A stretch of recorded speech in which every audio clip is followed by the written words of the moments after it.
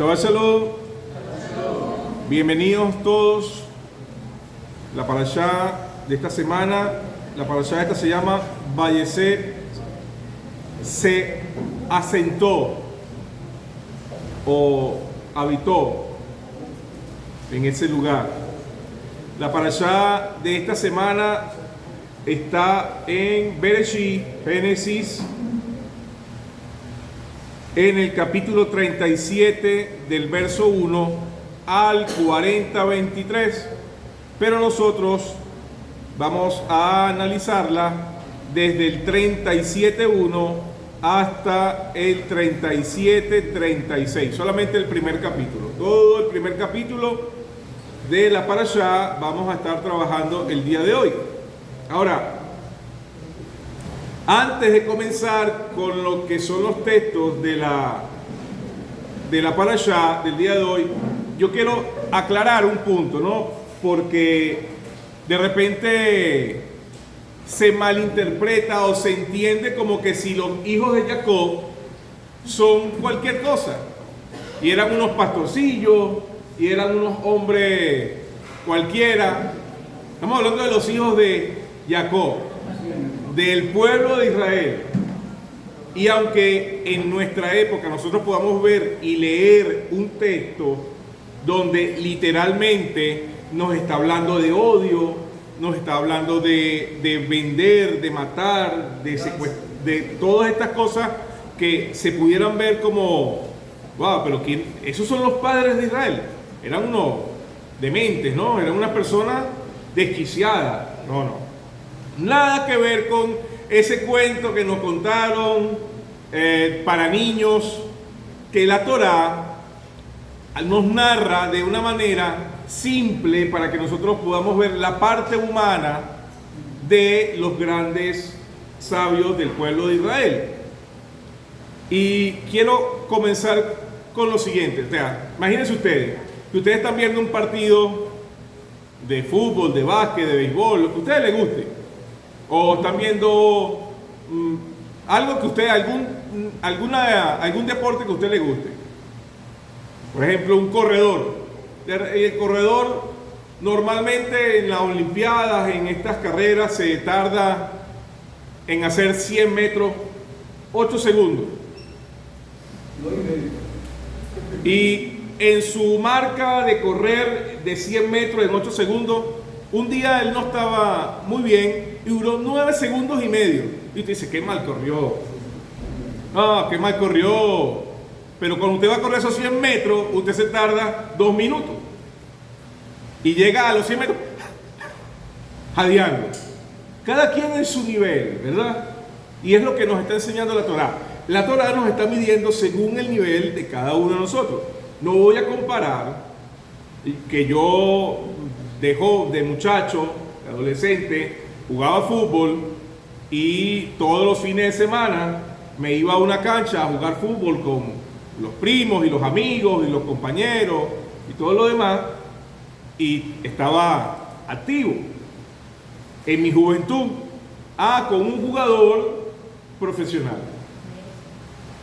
cualquiera que sea el nombre, para que la gente no se vaya a decir, este está favorito de este equipo, el equipo.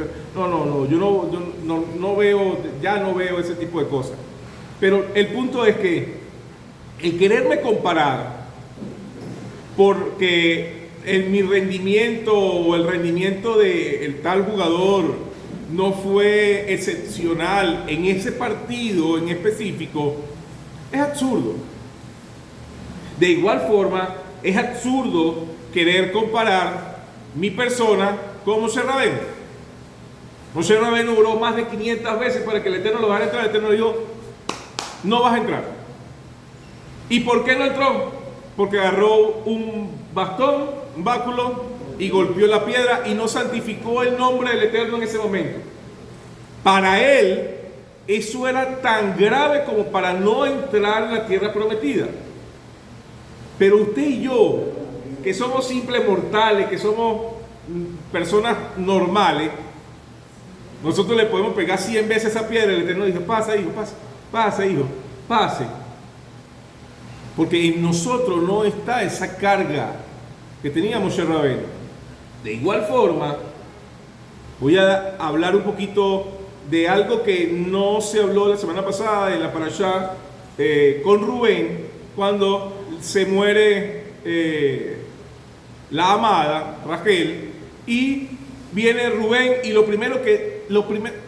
vean esto, se muere la amada de mi papá, Jacob, ¿sí? Se muere la amada de mi papá, y yo, Rubén, estoy poniendo en primera persona para que entiendan, yo como Rubén, lo primero que me preocupa es, ¿dónde va a dormir mi papá esta noche? ¿Dónde va a dormir mi papá esta noche? ¿Será que irá a dormir con una de las siervas? Oye, pues eso va a denigrar en mi mamá Lea. ¿Qué voy a hacer yo? Voy a mover la cama de mi papá a la carpa de mi mamá, para que mi mamá ahora ocupe el lugar, no sea que mi papá se vaya a la carpa de alguna de las siervas. ¿Y cómo quedaría mi mamá deshonrada? ¿Y cómo quedaría yo, que soy el primogénito, también deshonrado? Y eso no lo pudo soportar emocionalmente Rubén, porque aquel que crea que Rubén pecó y por eso fue sacado de la primogenitura,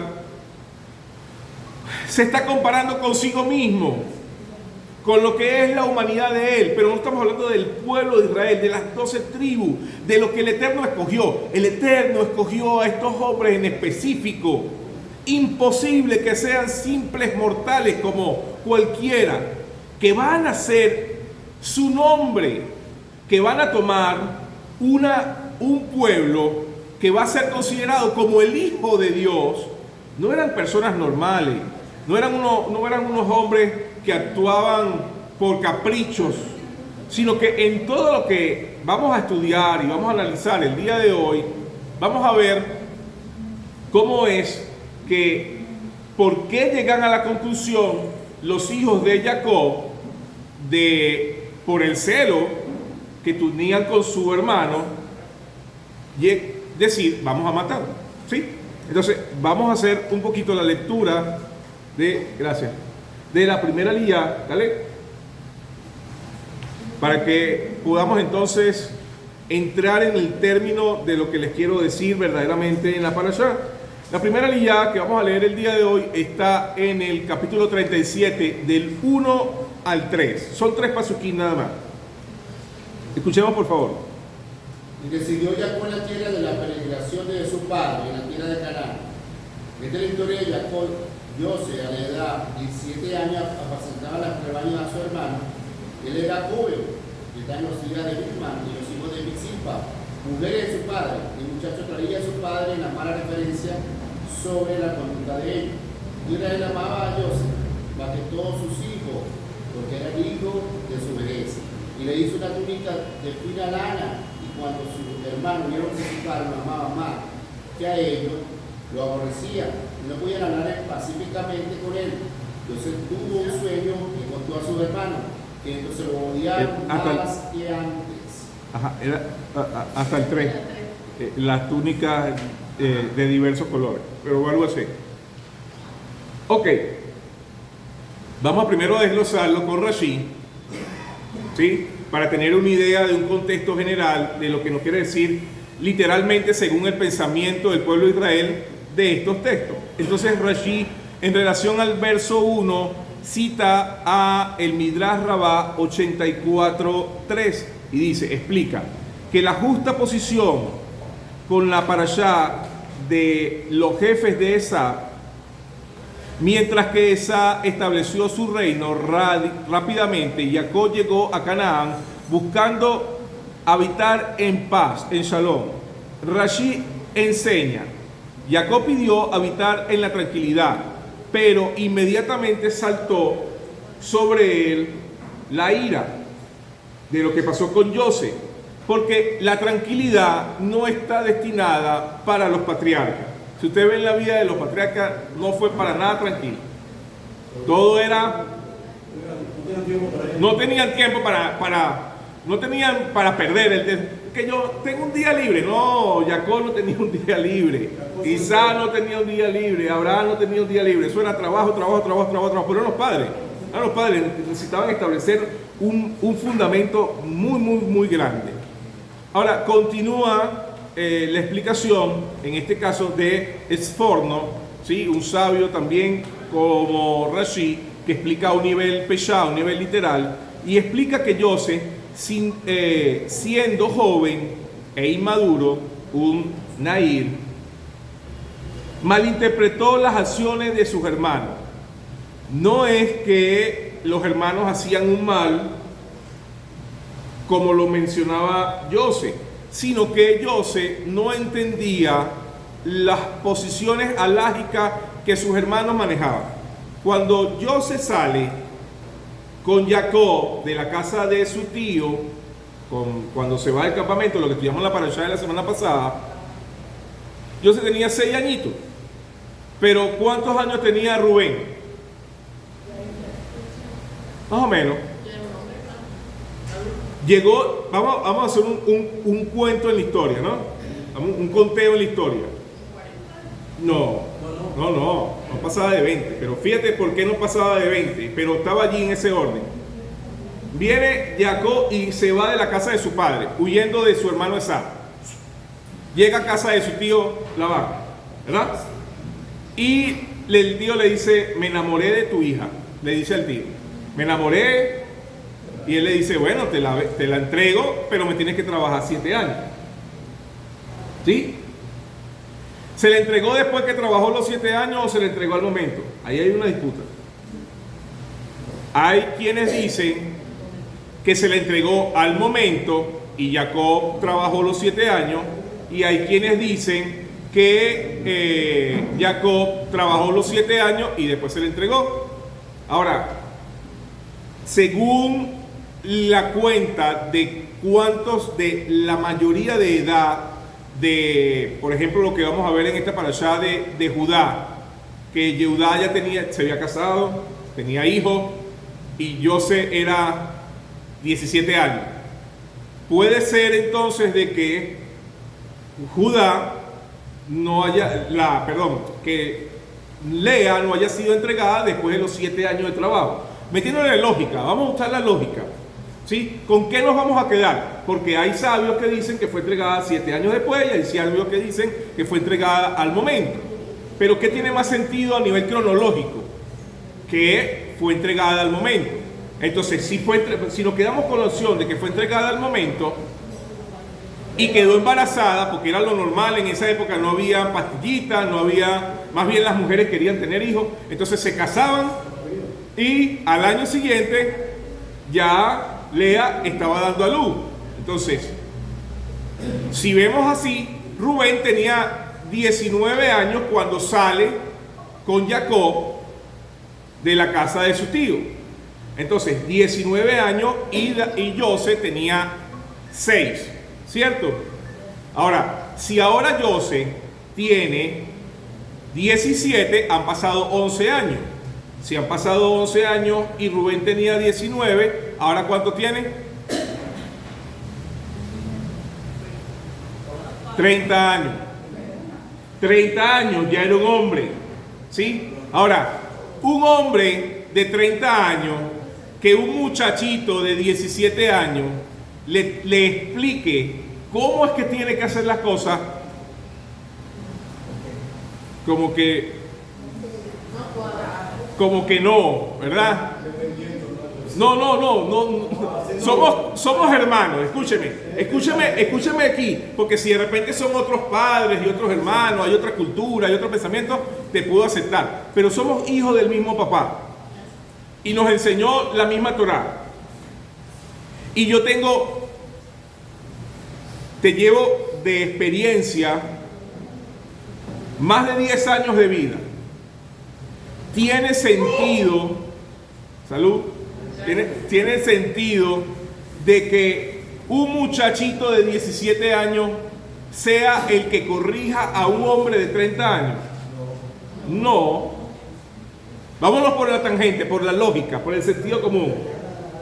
Entonces, era coherente, era normal que si yo, por ejemplo, que fui enseñado por mi papá Jacob a matar un animal, hacer un shequitá, y yo lo estoy haciendo desde antes de que mi hermanito naciera, y yo estoy haciendo algo, y de repente puede que lo haya hecho un poquito diferente a como se le fue enseñado después a él.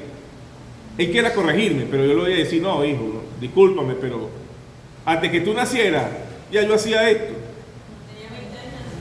Ya yo estaba haciendo esto antes que tú nacieras, entonces no me vas a venir a explicar. Pero como el papá Jacob le había dado la autoridad a este jovencito, que sí tenía mucho conocimiento, porque en el Targum nos enseñan que José no era un hijo de la vejez solamente porque era un hijo después que Jacob estaba anciano, sino que era un hijo de sabiduría, porque era un hijo que había sido tratado, no desde... El que ha tenido hijos con diferencias de edad sabe de lo que estoy hablando. El que ha tenido un hijo de repente en su juventud, a los 20 años, tuvo un hijo, con ese hijo es muy diferente a que si ese hombre o esa mujer tiene un hijo después de pasar los 35, 36, 40 años. ¿Por qué? Porque ha adquirido experiencias y ya sabe cómo tratar al joven de una manera diferente. Aparte que no tiene el mismo ímpetu, no tiene la misma fuerza y va a tratar de hacerlo con más calma. Eso es lo que pasó con José.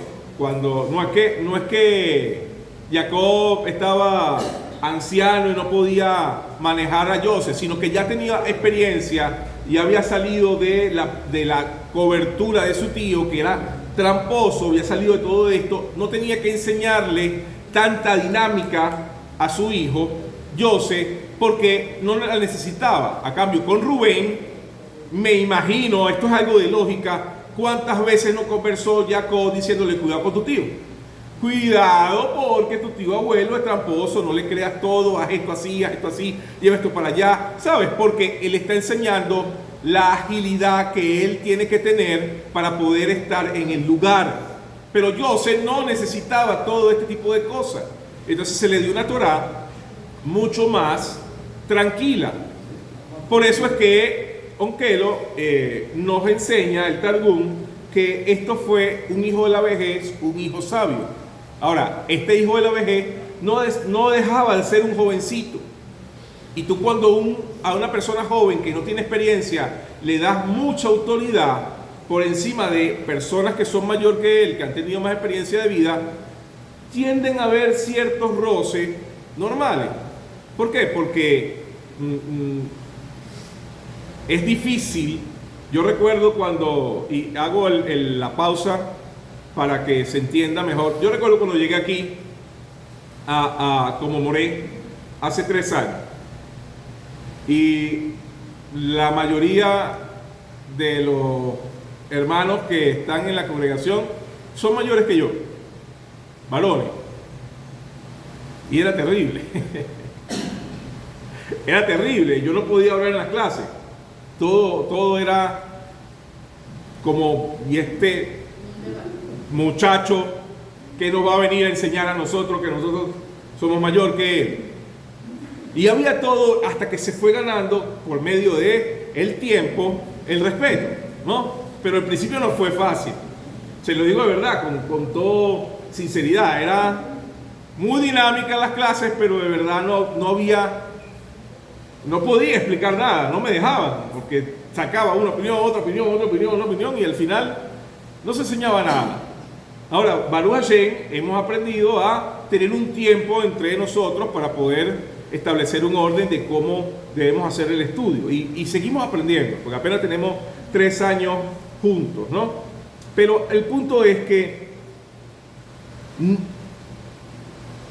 este joven de 17 años, José, le llegaba a su padre con argumentos exagerados.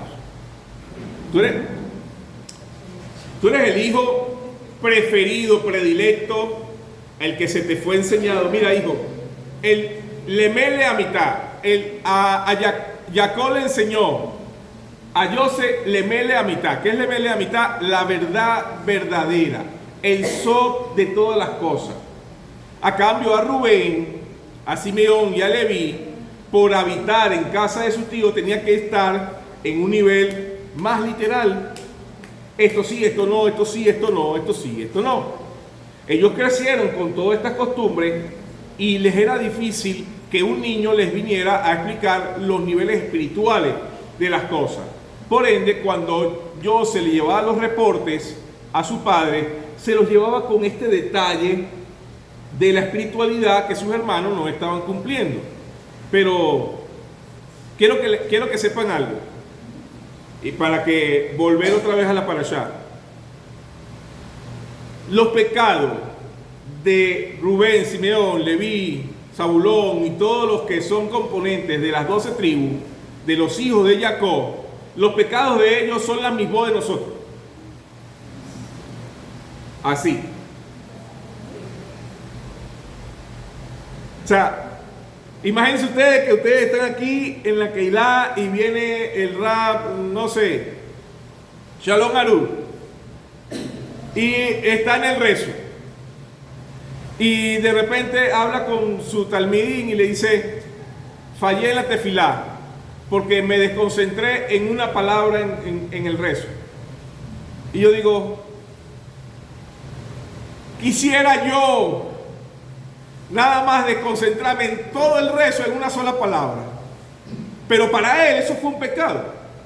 Pero para mí llegar a ese nivel sería un logro grandísimo. Sería un privilegio, sería el cumplimiento para mí de todas las mitzvot. Pero para él es un pecado. Entonces por eso es que al nivel es que estamos juzgando lo que hicieron los hijos de Jacob. No se crean de que eran unos asesinos, de que eran unos dementes que no tenían razones por la cual estaban diciendo todas estas cosas.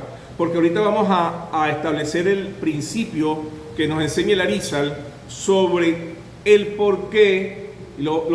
Voy a saltar el remés, que normalmente es el que establecemos más con orden, pero como estaba haciendo una introducción para entender los textos, me voy a ir directamente al so de lo que son estos pasú, para que podamos entender lo que verdaderamente pasó en la mente de los hijos de Jacob cuando trataron de matar a José. Y dice el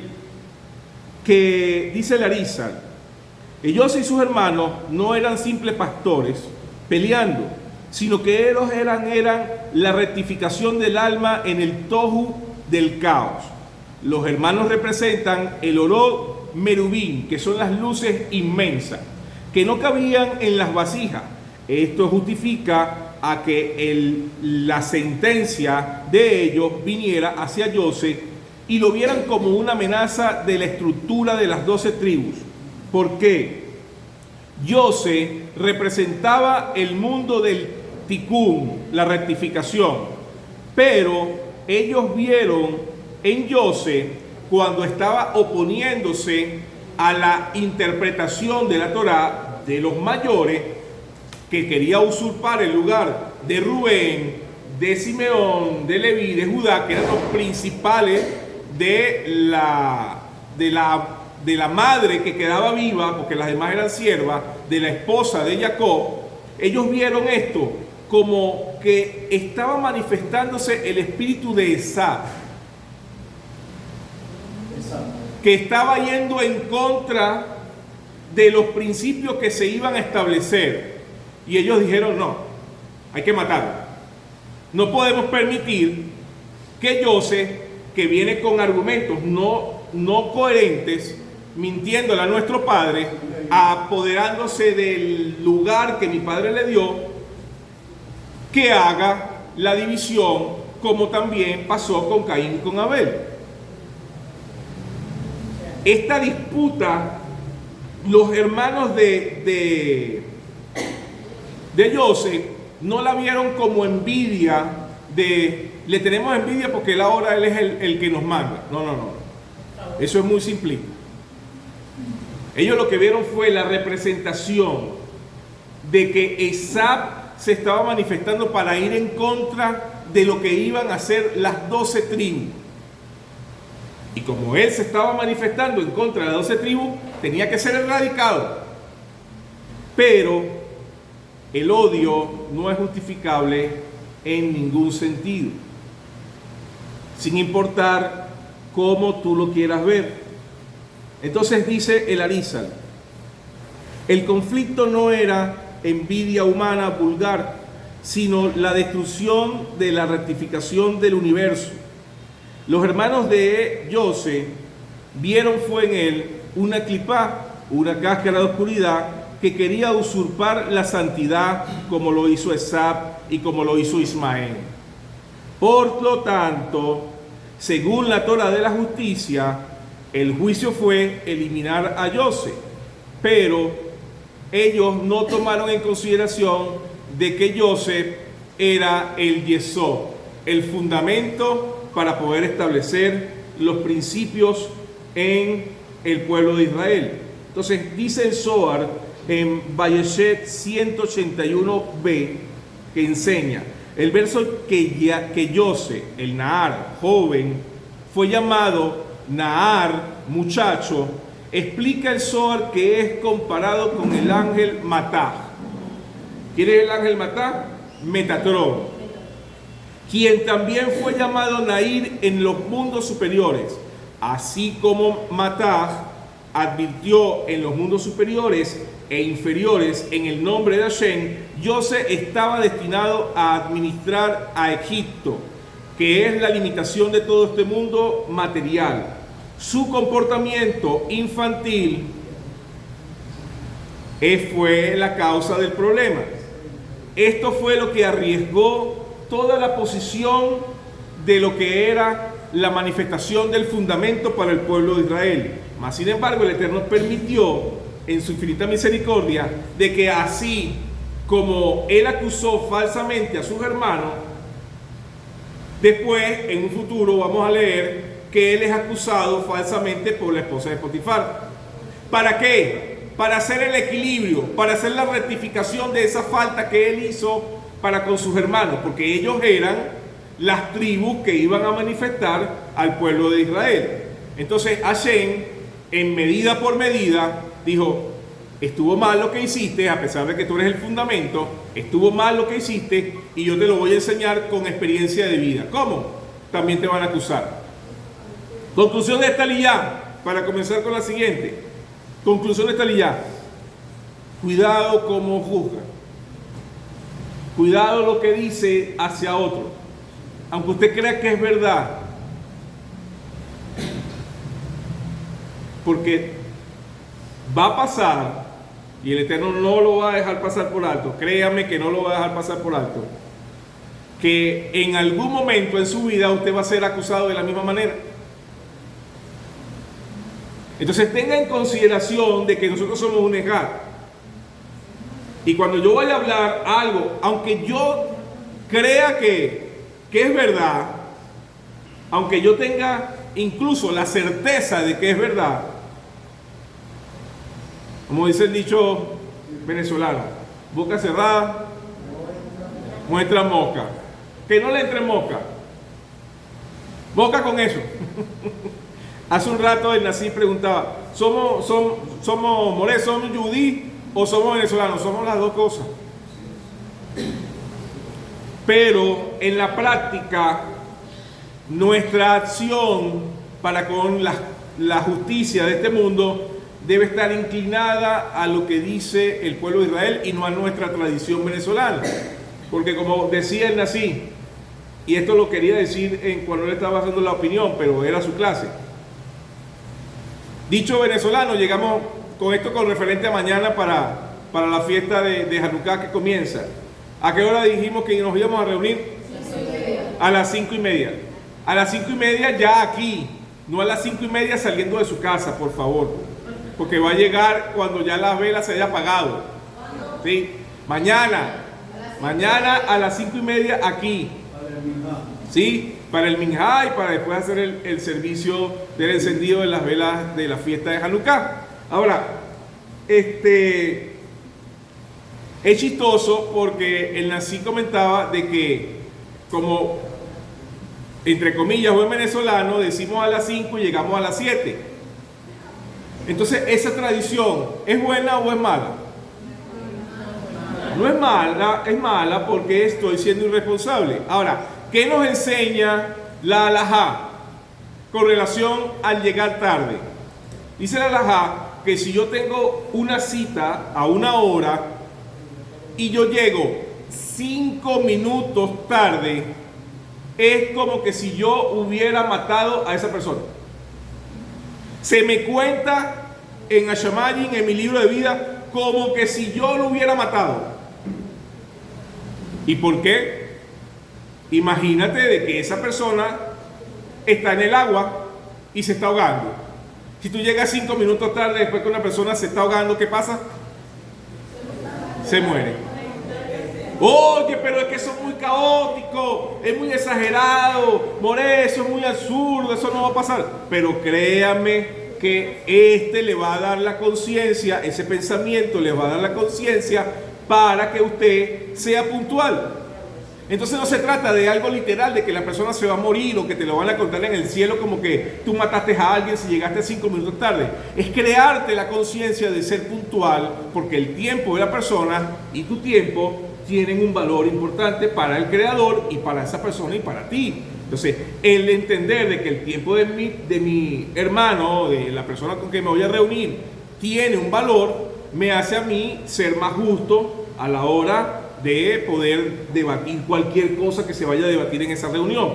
Por eso es que, aunque somos de Venezuela, somos venezolanos, cumplimos lo que nos establece la Torá y lo sabe el pueblo de Israel, porque también somos Yehudí. Entonces, esto es importante entenderlo para no juzgar a nuestros hermanos, no leer la Torá de una forma simple, como creyendo de que esto es, bueno, eso es lo que dice y eso es lo que es, no hay más nada. No, así lo leen las demás naciones. Nosotros, como pueblo de Israel, tenemos que leer la Torá basándonos en los sabios, porque nos van a dar la interpretación correcta. Si yo les digo a ustedes, mire, vamos a hacer un manual de cómo se hace la arepa. ¿Quién de aquí va a leer ese manual? Ninguno. Porque todos saben hacer la arepa desde que nacieron. Mentira, tú sí lo lees, hermana. Claro, pero uno, fíjense, habemos 40 aquí ahorita y usted, de repente porque quiere saber cómo a usted le gusta investigar más a fondo y saber los detalles de cómo lo hace cada región y todo lo demás, pero eso es como para un crecimiento, ¿no? Y está bien, perfecto. Y para saber la cantidad. Y para saber, claro, de repente yo no me sé la cantidad de hacer 100 arepas con qué cantidad de agua y todo lo demás. ¿Ah? Claro, entonces hay una cantidad de arepas nuevas que yo no sé hacer. Pero en línea general, ¿cómo usted aprendió a hacer la arepa? ¿Cómo usted aprendió a hacer la arepa? ¿Cómo la aprendió a hacer? Viendo a mi mamá, viendo a mi abuela, viendo a mi tía, viendo a mi hermano mayor. Y me dieron la masa un día. Yo la primera vez hice un desastre, la segunda vez me salió un poquito mejor, hasta que fui, tú sabes, ¿no? Agarrando mi propia técnica. No necesité el manual para aprender a hacer la arepa, porque es algo empírico, es algo tradicional de nuestro país. Ahora, la Torá es lo que quiero llegar. La Torá es algo empírico del pueblo de Israel. Ellos igualito leen el manual para saber cómo trabajarla, pero muchas de las cosas que se aprenden, las aprendo en la casa. O sea, ¿cómo aprendió mi hijo a hacer los rezos? Viéndome. ¿Cómo aprendió él a leer en el hebreo? Escuchándome y viéndome, poniéndole el ejercicio. Se aprendió, aunque lo aprendió de un libro, tenía a mi persona que le está corrigiendo todo el tiempo y le está diciendo así no, así sí, más lento, más rápido, sube el tono, baja el tono, porque ya es algo que está en mi empírico, es mi esencia y yo se la transmito a mi hijo. Entonces, cuando entendemos este punto y vamos a leer la Torá, automáticamente tenemos que hacernos de los sabios del pueblo de Israel porque ellos lo han tenido desde que nacen. Desde que nacen. Ellos, es un niño de 5 años, ya está metido en una yeshiva y empieza a estudiar Torah. Un niño de 5 años empieza a estudiar Torah hasta que cumple 10 años, después empieza a estudiar Talmud y hasta los 18 años y después decide si va a hacer una carrera normal o va a hacer una carrera rabínica. Y sigue estudiando. Entonces, tenemos de repente a un Rashi que tiene 70 años estudiando Torah y que me está diciendo, esto es así. No, eso no es así. Oye, por favor, ya va. Yo nací con el idioma en mi lengua. Tengo 70 años estudiando la Torah. Y tú tienes 2, 3 años estudiándola y tú en español y me vas a decir que yo estoy equivocado. Es absurdo que tú le vayas a decir al doctor, no, así no me vas a operar. Ven acá para ver si tú me estás operando bien el corazón. No, es imposible. Porque tú no estudiaste, porque tú no lo tienes. Ahora, no es igual, y aquí sí termino, disculpen. Mi hermano tenía un cuñado,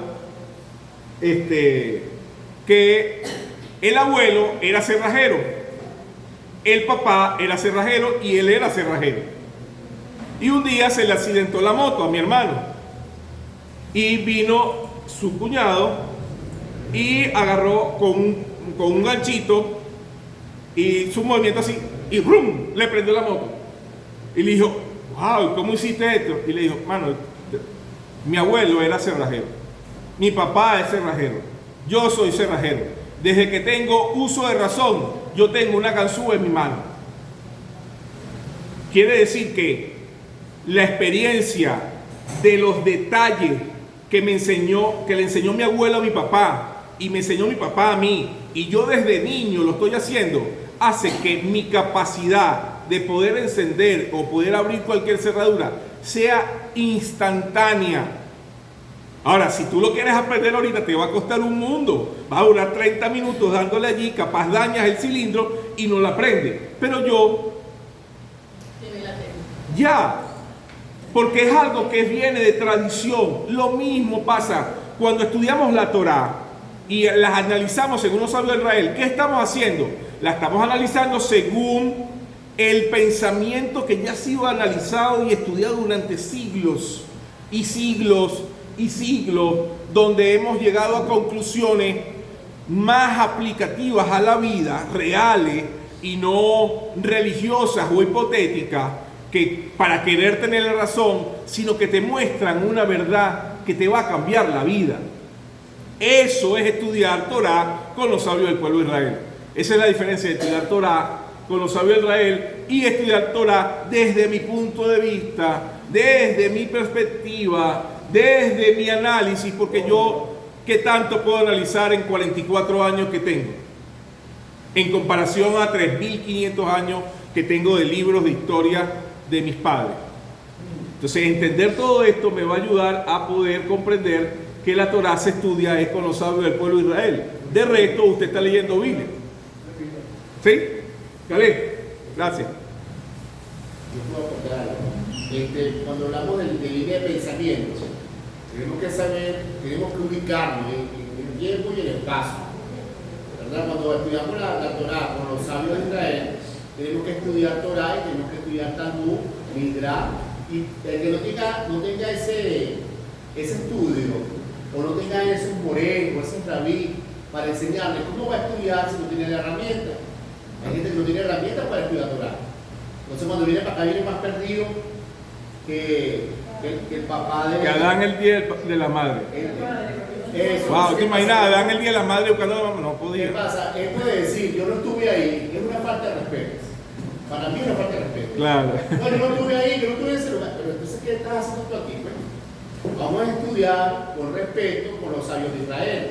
Entonces, para nosotros venir para un Shabbat, para una clase con el Corán, tenemos que empamparnos de los sabios de Israel, que dijeron ellos en ese tiempo, en el contexto histórico, torático. Entonces hay 4 niveles de interpretación de la Torah y nosotros no conocemos ni el primero, porque no leemos la Biblia, y vinimos acá, falta el respeto a los morenos casi, o a decir, no, pero yo no estuve ahí, o yo pienso así. No, esto no es que tú pienses así. Tienes que tener base torácica.